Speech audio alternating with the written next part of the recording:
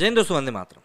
जब आपका समय बुरा एक बार चलना शुरू होता है तो वो तब तक नहीं रुकता जब तक कि वो आपको पूरी तरह से खराब नहीं कर देता। पिछले कुछ सालों में नेटफ्लिक्स का कुछ ऐसा ही दौर चल रहा है, जहाँ पे उनके कई सारे सब्सक्राइबर्स उनको छोड़ के जा रहे थे।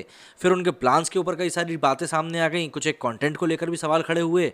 अभी उन्होंने भारत में अपने प्लान सस्ते किए थे, लेकिन उसके बाद भी पब्लिक की तरफ से कोई खासा रिस्पॉन्स नहीं मिला। पैसा वो काफ़ी ज़्यादा इंडियन कंटेंट के ऊपर खर्च कर चुके हैं, लेकिन उसका भी कोई फ़ायदा उनको नहीं मिल रहा।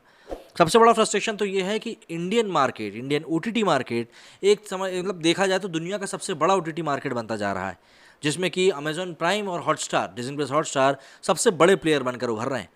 उन्हीं सब के बीच में नेटफ्लिक्स, जो कि अपने कंटेंट को लेकर पूरे दुनिया भर में जाना जाता है, वो बिल्कुल भी पैर नहीं पसार रहा है। और इन सभी बातों के बीच में एक और बात अभी निकल कर सामने आई कि 10 लाख यूजर्स या सब्सक्राइबर्स एक बार फिर से नेटफ्लिक्स का दामन छोड़ चुके हैं। अप्रैल और जुलाई के बीच नेटफ्लिक्स के करीब 10 लाख ग्राहकों ने उसको छोड़ दिया है। इस तिमाही में सबसे ज़्यादा अमेरिका और कनाडा के ग्राहकों ने नेटफ्लिक्स को छोड़ा है।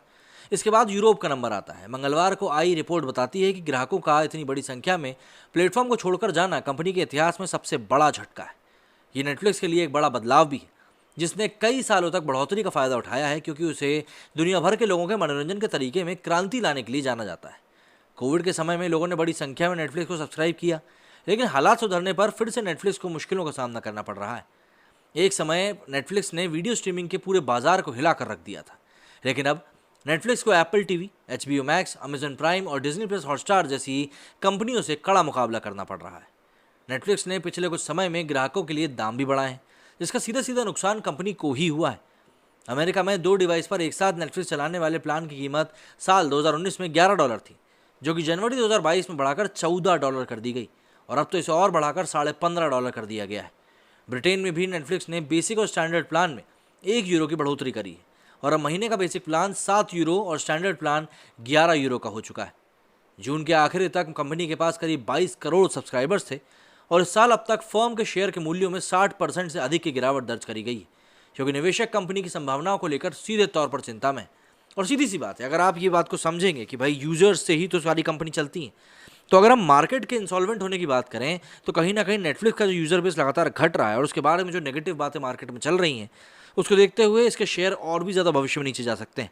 और अगर निवेशकों ने नेटफ्लिक्स में से पैसा खींचना शुरू किया तो इस प्लेटफॉर्म के लिए मार्केट में बने रहने की एक बहुत बड़ी मुसीबत सामने आ जाएगी। अभी कुछ दिनों पहले खबर सामने आई थी कि नेटफ्लिक्स एड बेस्ड जो डेटा पैक होते हैं वो लाने की कोशिश कर रहा है, जिस तरीके से अमेजॉन प्राइम या फिर डिज्नी प्लस हॉटस्टार काम करते हैं, ठीक उस तरीके से। क्योंकि वो पैक जो होता है वो काफ़ी ज़्यादा सस्ता पड़ता है यूज़र्स को, और वो उसको अफोर्ड भी कर पाते हैं। लेकिन नेटफ्लिक्स हमेशा से ही एड्स के विरोध में था, और इसीलिए वो कोई भी ऐड नहीं चलाता था, सिर्फ और सिर्फ सब्सक्राइबर्स के पैसे पर ही उसकी पूरी दुकान चलती थी। लेकिन बात वही है कि जो चीज़ चलती है वही बिकती है।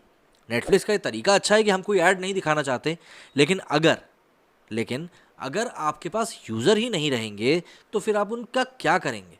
आपको देखेगा कौन? तो ऐसे में आप कंटेंट पे चाहे कितना ही काम कर लें, लेकिन जब आपके पास दर्शक ही नहीं है तो आप उसको परोसेंगे किसके सामने?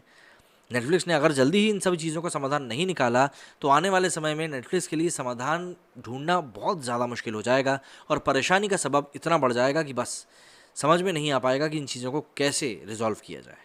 मेरे इस वीडियो में फिलहाल इतना ही। आप लोगों का इस बारे में क्या कहना है मुझे कमेंट करके ज़रूर बताएं। जय हिंद, जय भारत।